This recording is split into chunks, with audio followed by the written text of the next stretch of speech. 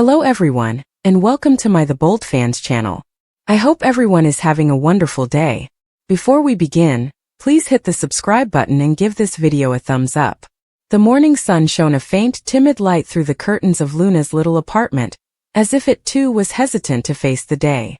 Luna stood in front of the bathroom mirror, her hands quivering and clutching the sink's edge. Her mirror gazed back, eyes red-rimmed and hollow, her face pale with the weight of what she discovered only hours before. She was pregnant. The understanding struck her like a tidal wave, dragging her down and leaving her gasping for air. At 22, Luna had huge hopes of finishing her art degree, founding a gallery, and carving out a life for herself. But now this unexpected life inside her threatened to change everything. She had not informed anyone yet. Not her boyfriend Finn, who had been aloof lately, sending brief texts and making sporadic calls. Not her mother, Lee, whose expectations hung over her like a storm cloud, always demanding perfection and forcing her into a future she didn't desire. Luna had sat on the side of her bed all night, the pregnancy test hanging on her nightstand like a verdict, its two pink lines staring at her in the darkness. She wanted to feel happy or at least hopeful, but all she felt was terror. Fear of what this meant, of losing herself, and of the decision she'd have to make. The knock on the door came too soon, harsh and forceful. Luna's heart lurched. She pushed the test into a drawer, wiped her eyes, and took a long breath before entering the door. Finn stood there, his big shoulders dominating the frame and his jaw tense. Behind him stood Lee, her mother, dressed precisely as always, her lips squeezed into a narrow line. The sight of them together sent shivers down Luna's spine. They never arrived unannounced. Never together. "Luna, we need to talk," Lee began, her voice sharp, leaving no space for disagreement. She entered without waiting for an invitation, her shoes clicking on the hardwood floor. Finn followed, his gaze avoiding Luna's, and his hands deep in his pockets. "What is going on?" Luna inquired, her tone barely above a whisper.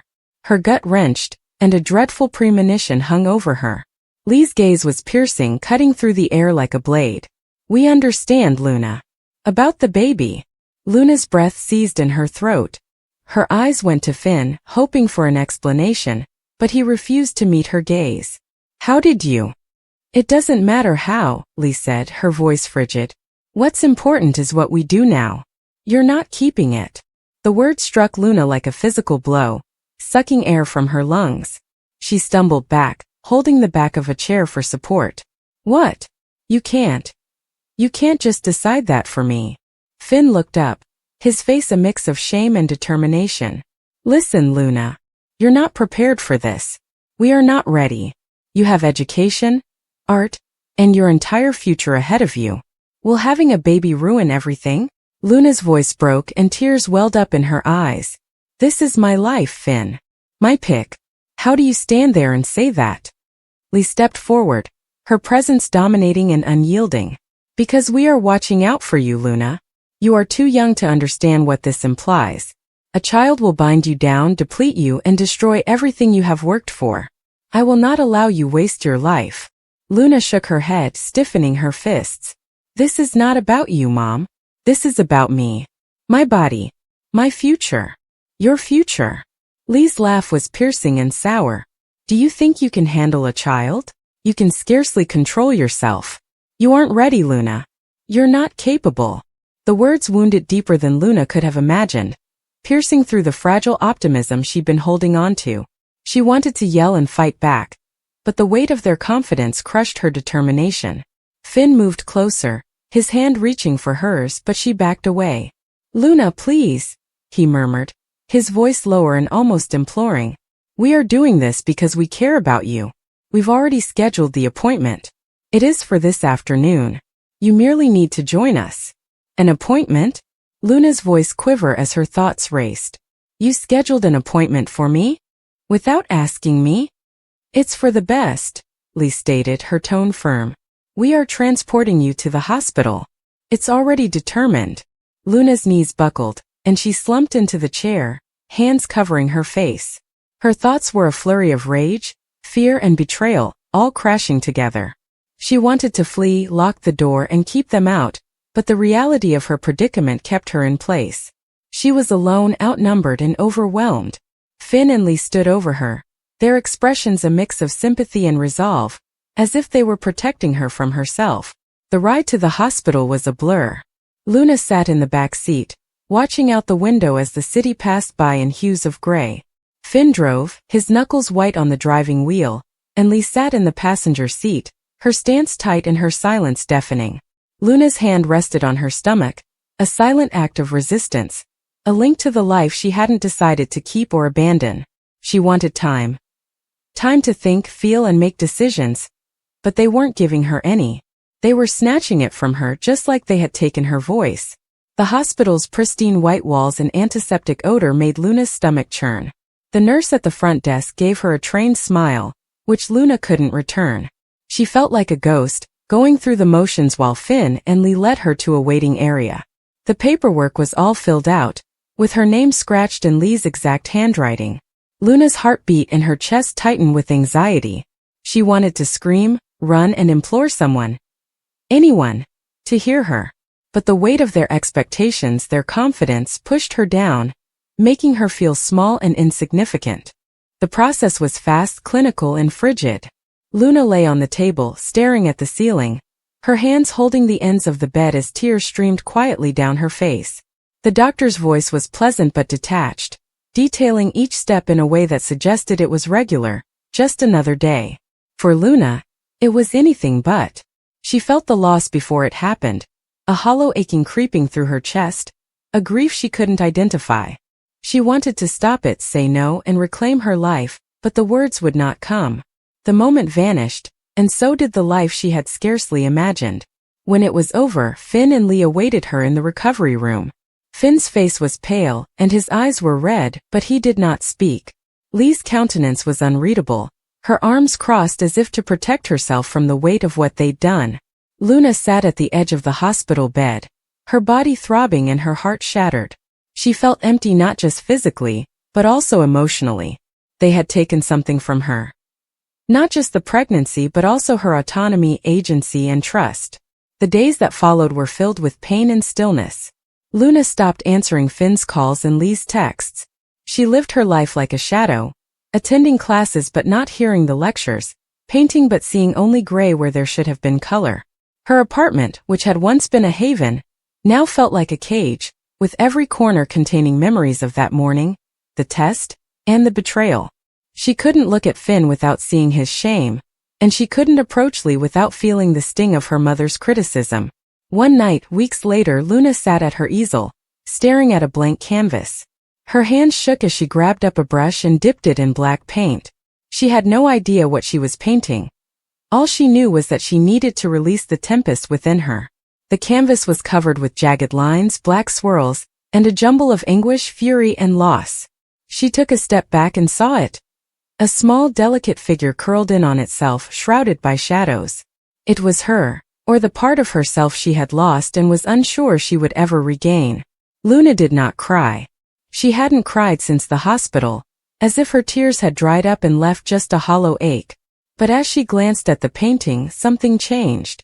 She took up a new brush, dipped it in white, and began to add light in little, cautious strokes, like stars breaking through a dark sky.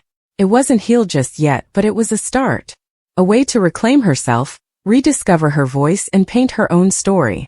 She wasn't sure whether she'd ever forgive Finn or Lee, or if she could ever trust them again. But she realized she couldn't let their decisions define her. The path ahead was uncertain, full of anguish and doubts, but it was hers to take. For the first time since that morning, Luna sensed a glimmer of hope. A delicate, ephemeral thing, but enough to keep her pushing on, one brushstroke at a time. Finn pulled the chair forward, his face determined, but his eyes were full of doubt. He kept telling himself that this was the correct thing to do and that it was essential. He had uttered the words so many times that they had lost significance and sounded empty even in his own brain. Lee stepped just behind them, her heels clicking on the smooth floor, each stride exuding authority and finality. She had arranged this moment with brutal certainty, and her look was set in stone. There was no room for sympathy, no pause for reflection. Luna's fate had already been decided in her thoughts. Luna's voice cracked as she murmured, "Please, I beg you, don't do this. Please let me keep my kid." Her words were as fragile as a bird's wings, yet they were muffled by the weight of silence. Neither Finn nor Lee replied. They kept marching, as if acknowledging her request even once would break their carefully crafted determination. The chair's wheels creaked softly, a little plea against the great indifference of the hospital walls. Every turn seemed to take them further away from freedom, choice, and hope. Luna's vision became blurry as she cried. She tried to envisage a life with the child she carried, a little heartbeat that she had just recently begun to feel within her, fluttering like the faintest whisper. She imagined the future she desired, the nursery she had begun to fantasize about in secret. She pictured laughter, lullabies, and small fingers snuggling around her. However, with each push of the wheelchair, those visions faded like smoke. When they entered the room, Luna's heart pounded so hard she felt it might burst. The pristine white bed awaited her as an island of inevitability. Nurses entered with their eyes averted and their motions mechanical. None of them looked at her long enough to recognize her humanity or hear her mute scream. They had been instructed, and in their world of procedures, instructions were not to be challenged. Finn finally let grasp of the chair and stepped back. His hands shook, but he quickly buried them in his pockets. He looked at Luna, and for a brief moment, his determination wavered. Her face was pale, and her lips trembled with dread and defiance. He remembered the first time she smiled at him, and how light appeared to stream from her eyes. He remembered laughing, warmth, and the dreams they had shared in the silence of the night.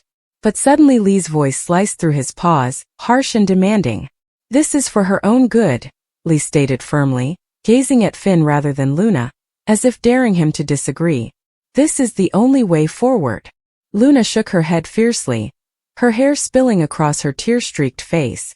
"No, this is not your option. This is my baby. Please do not take this from me," she cried, but the walls ignored her. The nurses approached, and Luna's fists grasped the chair arms until her knuckles turned white.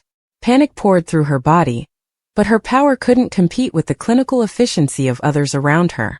Despite her protests, they led her to the bed, and her voice broke into desperation-filled sobbing. Finn looked aside, unwilling to watch. Each sob stabbed him like a razor, yet he stood firm, his silence a betrayal greater than any words he could have spoken. Lee stood straight, her eyes unwavering, confident that she was sparing Luna from a lifetime of suffering. To her, this was an act of protection, but it was actually a violent and ruthless control. As the surgery started, Luna's mind shouted louder than her voice could. The cold sting of treachery pierced her more than the instruments, and the crushing weight of loss surpassed the physical anguish. Something inside her broke irreversibly at that instant. The kid she had loved before it had even breathed was being taken away from her, and she had no way of stopping it. She closed her eyes and tried to remember the first flutter she'd felt, the small spark of life inside her. She mumbled an apology, not to Finn or Lee, but to the child who would never know her arms, voice, and love. Tears streamed down her face and into her hair, each one carrying a piece of her broken soul. When it was finished, the silence in the room was oppressive. The nurses moved away, their expressions carefully blanked. The bed beneath Luna seemed colder as ice, and her body trembled not only from the aftermath but also from the cavernous emptiness within her. She carefully rotated her head, focusing her eyes on Finn. Her once trusting eyes now carried only devastation. He glanced at her, but the words he may have said vanished from his lips. He had nothing to offer her, no consolation that could repair what he had allowed to be destroyed. Lee placed a hand on Finn's shoulder, intending to steady him, but Luna saw it as a sign of their collaboration against her. Her voice was harsh and cracked when she finally spoke. "You took not only my baby but also me. I'll never be the same again." Nobody responded. The weight of her anguish dominated the room, pushing down on everyone, but particularly Finn. He understood then that the decision he had made, out of fear, pressure, and a perverted feeling of protection, had cost him far more than he could have imagined. He'd lost Luna's trust, love, and spirit. And though the room ultimately emptied and time marched on as it always did, the ghost of that day would stay indefinitely. Luna remained there long after they had gone, her hand resting on her stomach, the silence inside her louder than any cry.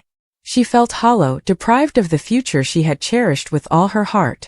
The rain continued to fall outside, each drop a sorrow song, and the earth seemed to weep alongside her.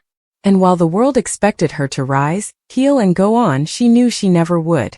For some wounds slice too deeply, some losses reverberate too loudly, and certain decisions, forced, unwelcome, irreversible, leave scars that no amount of time can ever erase. The days that followed passed like shadows across Luna's life, each darker than the last. The hospital promptly discharged her, as if she were just another case file completed, another bed available for the next patient. Finn drove her home in silence, his hands holding the steering wheel so firmly that his knuckles turned white. Luna sat next him, looking out the window, her reflection obscured by precipitation. She didn't cry since she had no tears left. Instead, she experienced excruciating numbness, as if someone had emptied her out and left only an empty shell behind. When they arrived, the house felt exotic and odd, as if she had walked into someone else's life. The room she had once hoped to make into a nursery now felt like a cruel joke. The space where she had imagined a crib appeared to tease her, whispering about what could never be. She wandered carefully through the rooms, touching everything as if they could connect her to reality, but everything drifted away like sand through her fingers. Finn attempted to speak, to explain himself, but the words were knotted in his throat. "Luna? I thought it was." He stopped when she turned to face him, her eyes lifeless. "You thought it was correct?" She mumbled, her voice devoid of strength. "You thought you knew more than me? That you could take away my child while yet keeping me?" Her comments ripped through him more deeply than he had expected. He stretched out, but she backed away, recoiling as if his touch would burn her. "Don't," she replied quietly, almost imploring. "Do not touch me. You don't get to comfort me now." The nights became the most difficult. Luna would lie awake with her hand pressed against her tummy, waiting for a kick that never came and listening for a heartbeat that no longer existed. She began whispering lullabies in the dark, melodies dedicated to the child she had lost. They poured out of her like prayers, erupting into cries that filled the room, yet no one responded. Finn would sit outside the door, his face wet with silent weeping, but he never went inside. He lacked the fortitude to confront the severity of the anguish he had created. Lee, on the other hand, carried herself with calm determination, knowing that she had done the right thing. She only came once, and her voice was firm as she assured Luna that she would one day appreciate her. However, Luna's quiet in return was louder than any cry. She remained motionless, her gaze locked on the floor, as if simply acknowledging Lee would be more than she deserved. The world outside continued as if nothing had happened. Inside, Luna's world had come to an end. People may have hoped she could recover in time, but only she knew the truth. Certain losses are irreversible. Some nights never see dawn.